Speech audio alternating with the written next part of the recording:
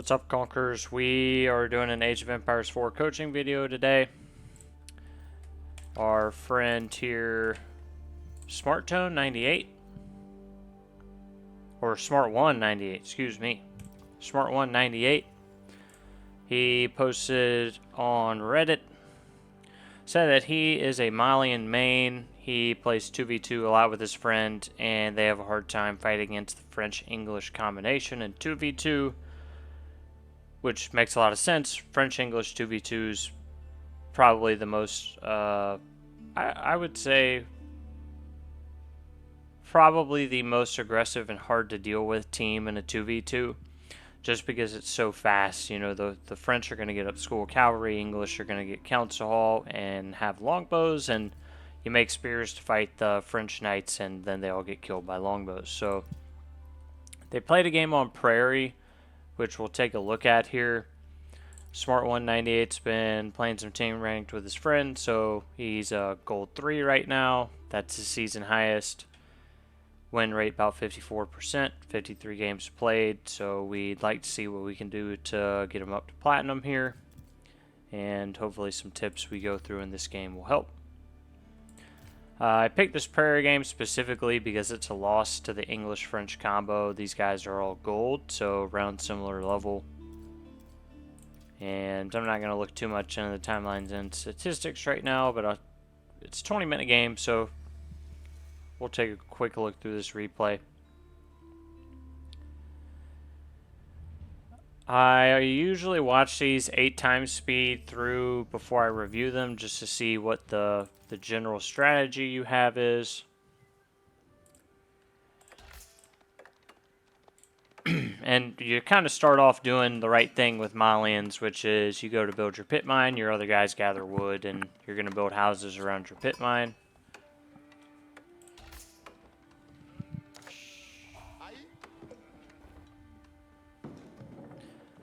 I'm going to go 2 speed through this beginning part. So there's kind of one key. We want to talk about a couple small nitpicky things, but we don't want to spend a huge amount of time talking about nitpicky things. We want to talk about some just general strategy. Right now they're playing Rus Malian. They're going against French English. So you know what English French is going to do, right? Like French is going to make knights. English is going to make longbows. Now how do we combat that? And my immediate answer is going to be that could you fight it out in a long feudal age? Possibly. You could try that. You know, Rus gets knights. Malian's going to get javelin thrower Donzo. It's not that it can't be done. It could probably be done. I think what I would prefer to see is in this strategy that Rus stays in feudal, makes some knights. He helps defend you, and the Malian guy goes fast castle. So that's not what happens in this game, but I would just like to see y'all try that strategy. Is, you know, Rus stays in feudal for a bit, makes units. You as Malian, you go fast castle. So you might still have to make units. You know, I'm not saying go naked fast castle and let the French knights kill all your villagers. You know, you're going to need to throw down a barracks, make some donzos, defend yourself against the knights. But, like, let's get the cattle boom going right here, and let's go to Castle Age. And that's when the Malian power spike really happens, is when you hit that Castle Age. And ideally, with the Malian power spike in Castle, you want to grab relics behind that, but you want to spam out a lot of sofas and overwhelm the enemies. So when we're playing Mali, one thing we got to kind of think about and plan is where are we going to put our cattle. And I think right here is the perfect spot, right? You already got the straggler tree. You have plenty of room to set these cattle ranches up in kind of a backwards U and then put your age tree landmark. So we just want to make sure you kind of put some buildings in the way later, but we want to make sure we leave this area vacant for you to put buildings. You go Monsequori, makes total sense. I'm going to largely ignore Pink this game. I will watch some of his stuff, but I'm mainly focused on you to see what you're doing. And we want to make sure we're scouting the enemy and we know what landmarks they're throwing up. Are they probably throwing up School of Cavalry about back here in the council hall right here? Yes. But could they be doing something else? Also yes.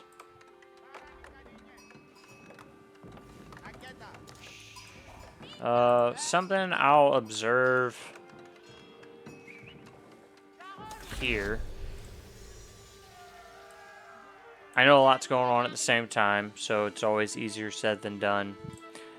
Typically, we want to queue up villager actions. We never really want to get to a point where we have 14 idle villagers and we have to reassign them. So that's just something to keep in mind. Like, the guys building the landmark, shift queue them back to the sheep, or shift queue them to build a mining camp and mine the gold, or once these guys are done with the straggler tree, shift queue them over to the lumber, or excuse me, the wood, and build a lumber camp. I'm sure you know how to shift queue, but if you don't, the easy way to do it is, if I right click and build a building, and I want them to do an action after they finish building the building, then I hold down shift and I right click on the next object. So like if I took a villager, clicked mining camp, placed, he started building, I could shift, right click on the mine, and then once he's done with the mining camp, he'll hack away at the mine. So you move a lot of guys over to wood. Barracks, it's perfect. So this guy, French, anytime French hits feudal, in the next 30 to 45 seconds, you're going to have a knight in your base. It takes him 30 seconds to make the knight. It's actually like 29 or 28 or something like that. And then in the next 15 seconds, the knight's going to be in your base attacking your wood line, or if you got guys on the mining camp. So you upgrade the Donzo here. Obviously, we want our Donzos upgraded, but something I'd just like you to think about in reverse is, why do we upgrade units if we have no units? So it's always better to get the units out first than upgrade them. And what we see here pretty early in the game, and you might think this is small nitpicky, but it builds into the strategy if we need to get you going Castle Age with Malian, is you have 300 wood floating, 335 gold. So one, you could be building a second pit mine right now. It says you're 2 of 2, but I'm almost positive you don't have 2 pit mines. So we want to get our second pit mine up, and we want to make our Donzos to protect our resources. And the big thing here, we want to be throwing down cattle ranches and making cattle out of our mills and putting the cattle inside of the cattle ranches. Sometimes you might even need to throw down a second mill, third mill, so you can get out the cattle in time to fill the ranches. And in this game, you get the ranches up really late. I know you're going to get pressured, but we kind of want to work on, in this specific matchup, I'm not talking about all matchups here. The knights are coming, you get out your Donzos, you defend while you get the cows up, you hit Castle Age, and at that point, French will be pushing on you kind of hard, right? And then you kind of have that power spike, and you push the French back, beat their army, then push right into their base. We kind of want the really strong counterattack in Castle. But I like that you have the initial Donzos.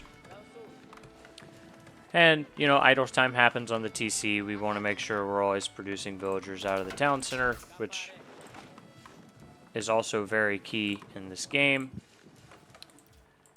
And like I was talking about earlier, we kind of put this barracks in the way here, so we could have put the barracks a little farther out, just so it's not in the way of our future cattle ranches. So 2 things we could be scouting on our opponents. I've been talking a lot about your base building, but we can look at our opponents.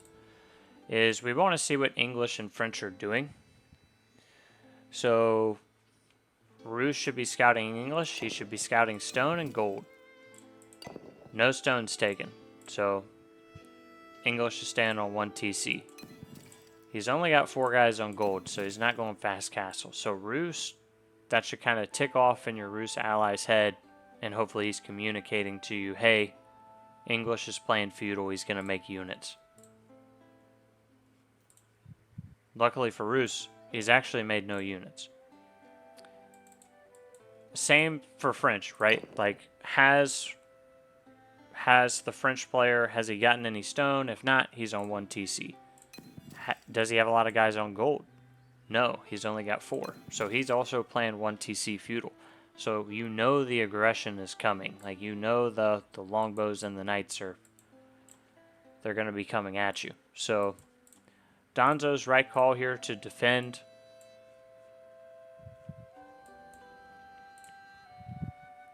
I could go either way here. You could probably throw down an archery range and go Donzo Javelin, just a few each to try to defend against the knights and archers. But at the same time, if you go full Donzo to defend from the knights, and Pink up here builds knights, he's building horsemen, which I would prefer knights, but horsemen's fine if he's going to kill archers. He can always rotate over here and help you with the archers while you fend off the knights with Donzos, and that's totally fine. I think the biggest thing here for you is we're floating. You threw down a blacksmith. You don't really need a blacksmith at this point, but we're floating a ton of gold. We should be making cows and filling up cattle ranches. And that's basically going to be your food income. See, now he's got archers, he can kind of pick these Donzos off. Again, a little idle time on the town center, and here's where, again, I kind of want you to think about the base building. We don't really want the cattle ranch up there.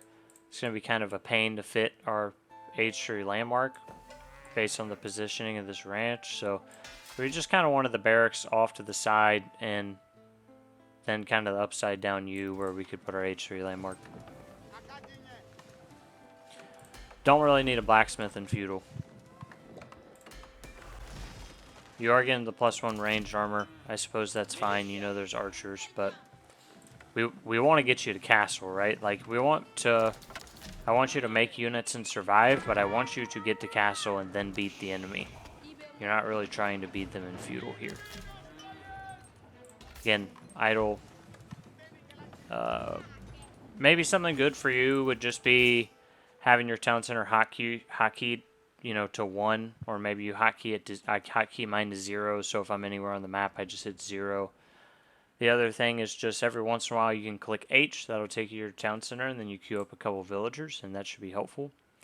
So you're getting cattle up now, which is great, but you could have done it a few minutes ago, right? Like 2 or 3, maybe 2.5 minutes ago, really 3, you could have been setting up the cattle ranches, and you'd be in a much superior position to where you are right now. And if we look at this guy, he's building up archers and knights, but if you were in the position where you already filled up a lot of cattle ranches, you'd be thinking about going castle right now, or maybe in a minute or two. And by the time this guy has army built up, you would have dropped some stables back here, gotten your castle age sofas, printed those sofas out, and you would beat this guy. Of course, you'd have Donzos with the sofas to help with the knights. Again, we just kind of want Donzos on all of our resources. We see these knights are going to get back here on us, and he kills a cattle ranch, which is a loss of wood. So we at least want a few Donzos back here to protect the wood line, some up front for the gold, and spearmen are not chasers. So what I mean by that is spearmen, their goal is to defend the base. Their goal is not to chase knights. We want to keep them on resource deposits. Because when you play a better player, these knights would come around, your 13 Donzos would chase them to your ally's base, and then boom, 3 more knights on the wood line, and he'd have you because you'd have no Donzos.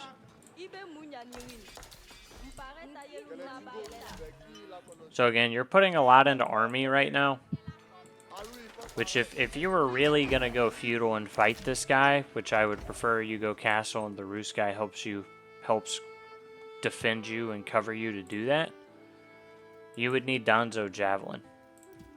Some Musafadis, they deal damage against the Knights. I suppose that's fine, they're pretty cheap, but we would need more Javelins to deal with the massive archers he's going to have. Again, shift queuing villagers, small nitpicky thing. If villagers go build something, then you need to shift queue them. Small nitpicky thing, you're housed for a little bit, and what is a small nitpicky thing which turns into a really big factor during the game is our town center's constantly idle. So you're just missing out on economy units that you should have. And we just want to make sure the cattle's going into the right spot. It's kind of easy to miss that. And you see, you ended up deleting the barracks here because you need the cattle ranch. So just when you spawn, after you get your initial villager set up, you get all that done, kind of look around and say, where am I going to put my age tree landmark and plan for that? I like that you have these guys here protecting the wood line because we've got some lurkers. And we need to bring these Danzos back to our base. So he attacks you at 12 minutes 30 seconds. So if you had a lot of this cattle up, I'm not even saying you don't have to have 20 cattle to go to Castle Age. Is that ideal? Sure. Let's say you know you're going to get attacked, so you go with like 12 or 15, maybe just 12, then you throw up the H3 landmark, then you make sofas. Because you know he's going to attack you earlier. That's fine. You're still going to have more eco than him at that point, because you'll be constantly producing out of your town center, which you're going to do from now on. And you'll have the extra cow income. While this guy's just on one town center, so he won't be able to compete with your income, and you'll have castle age units. So he'll kind of have you initially here because he's got a lot of archers. But once you build a lot of sofas, you'll be able to take that. Conversely, if the French dude built no archers and he went full knights, let's say he's got like, instead of 7 knights, he's got 15 knights right now. Well, you could have just not had an archery range and kept building Danzos, and he wouldn't be able to get to you. And then you hit castle and make more Danzos and Musafadis and push on his base and kill him. So that's kind of the strat I'm trying to explain here. And I'm not saying that's going to work every game. You know, like sometimes players better than you beat you, and that happens. And we need to make sure our villagers are out of harm's way. He gets a good hit on you here.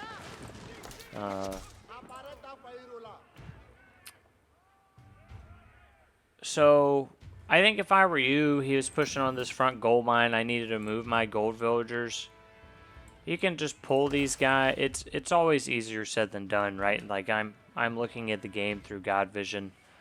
But a lot of the time, if someone is attacking one of my resource deposits, and I know I can't defend out here, I'll just move them. I'll just move all my guys to the gold back here that's safer. I can leave, 5 Danzos with them to defend from the knights.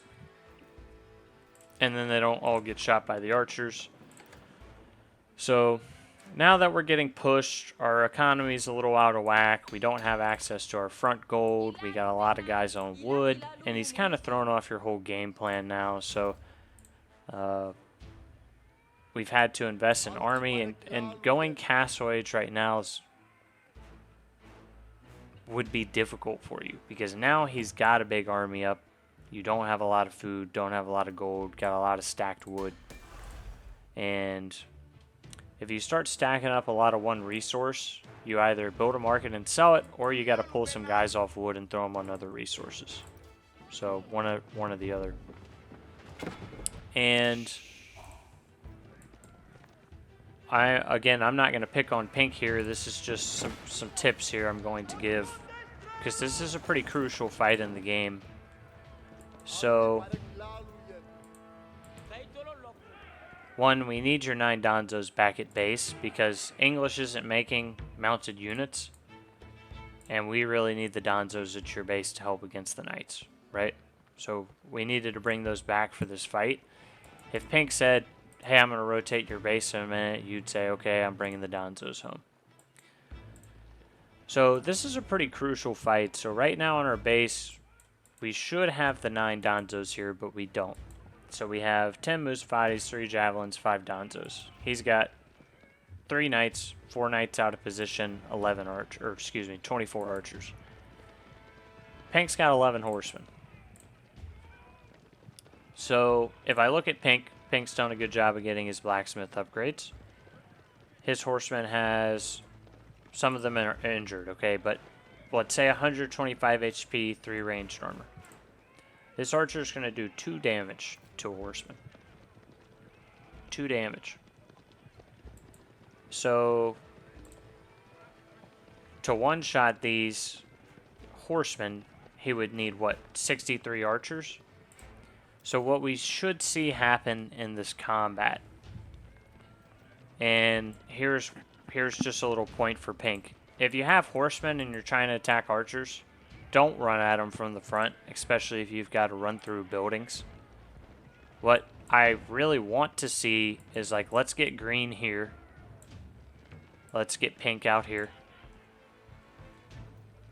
These guys are out of position. You don't know they're there, but if green gets over here, green starts pushing on the archers. Let's say the archers engage. Pink wraps around where he doesn't get trapped in the buildings and have, you know, kind of crap pathing. And then he hits these archers for the back and starts nailing them. And let's say green starts moving up and orange starts retreating because he sees the horsemen. Horsemen get around the back, get good hits on the archers.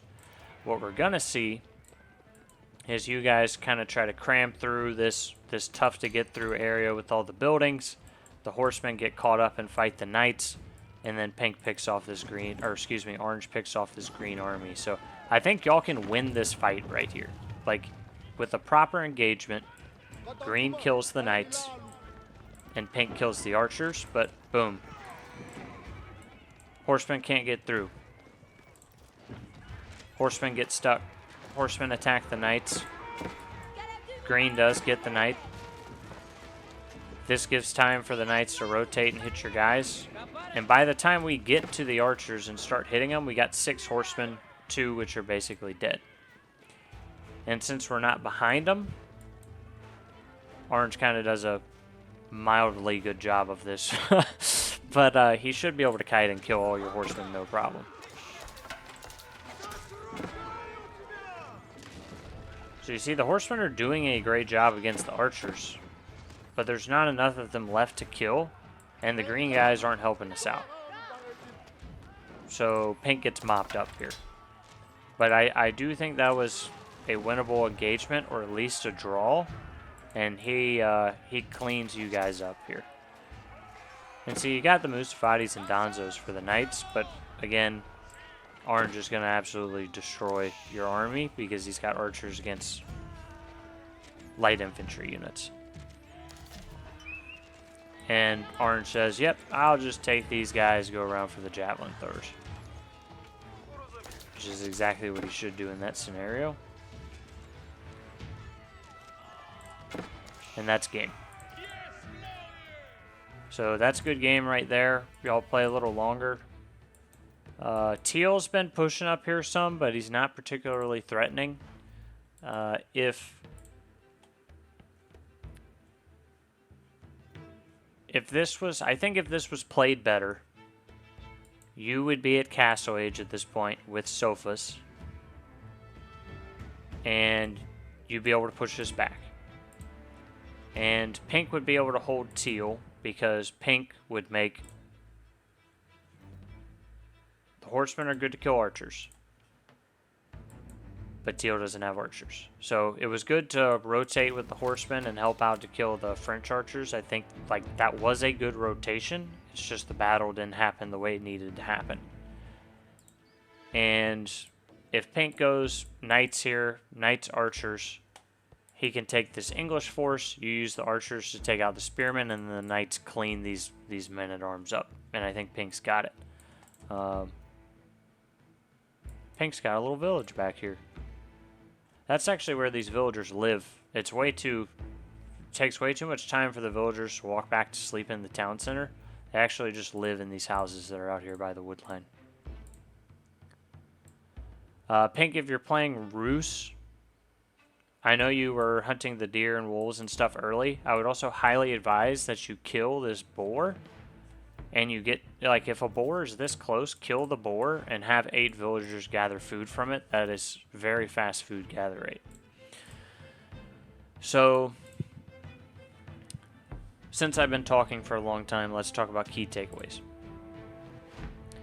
So, key takeaway number 1, always make villagers out of your town center. Always easier said than done, especially when you're in the heat of combat. But it's just something you need to hotkey your town center, use, click H and then click Q to make a villager, or whatever you got to do to make that happen. Put a sticky note on your monitor that says, make villagers every 20 seconds.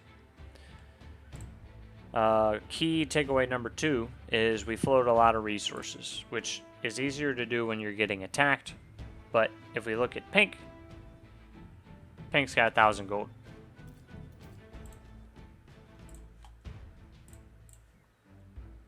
Pink could get all of his upgrades and then get all of his upgrades again with the 1,000 gold that he has in feudal. So, Pink, you should take 8 villagers from this gold and go kill the boar and harvest the boar and proceed to kick butt after you do that. Key takeaway number 3 for you, Green, which I think is the most important, is we want to have a team strategy here, which y'all both kind of played the long feudal game of like, hey, we're going to play in feudal a long time and fight, and you're doing that against possibly the best feudal combination in English and French. So you're kind of playing to their game, right? Like, you have to have something to break that. And for y'all, I think that is, if he's going to play Rus, he helps cover you while you still have to make units to defend your base. So if English was right here and they were making longbows and sending them, you got to make some javelin throwers. If French is right here with the school of cavalry and sending knights over, you got to make donzos to defend. That doesn't mean you need to make 50 of them. You just need to make enough to stay alive while you throw up these cattle ranches and cows as fast as you can, get your H3 landmark down, and then build a crap ton of sofas. And sofas is normally going to be the go-to, but if you're across from English and all they've done is make 50 spears, then yeah, just throw down archer ranges and make archers and kill them. It just depends on what the enemy's making, but normally sofas will be the go-to. So I think that probably needs to be your overall grand strategy. Malian's more of a fast castle civ, not a fight and feudal civ. And so we need to use our resources efficiently early to get the cattle ranches and cows going and get our second pit mine fast. With the units we build, we also need to make sure we're protecting key resource deposits. Key takeaway number 4 is just base building. I think you can put the landmark there. I don't know, actually. You might not be able to fit the landmark there. I don't think you can fit the landmark there. Regardless, key takeaway number 4, we need to think about exactly where we're going to place our landmark. Once you get your initial 6 villagers set up, they're building the pit mine, chopping the tree, take a look at your base and say, where am I setting up the H3 landmark in the cattle ranches? And the answer this game was in this kind of upside down U. We could have brought these a little farther to the left, these on the right, some right by the town center, and then boom, had enough space for our H3 landmark. Unfortunately, we built the barracks here, which is in the way, and you had to delete it, so that's, a waste of 150 wood and build time. And then you had to build another barracks out here later. So I hope those are all helpful key takeaways. I would be very interested to see how going castle faster helps you out in your win rate and how that works. So please let me know if those tips are helpful or if you see that working for you in games that you start playing in the future. Thanks to everyone for watching the video. Please leave a like if you enjoyed it, and I will see you next time.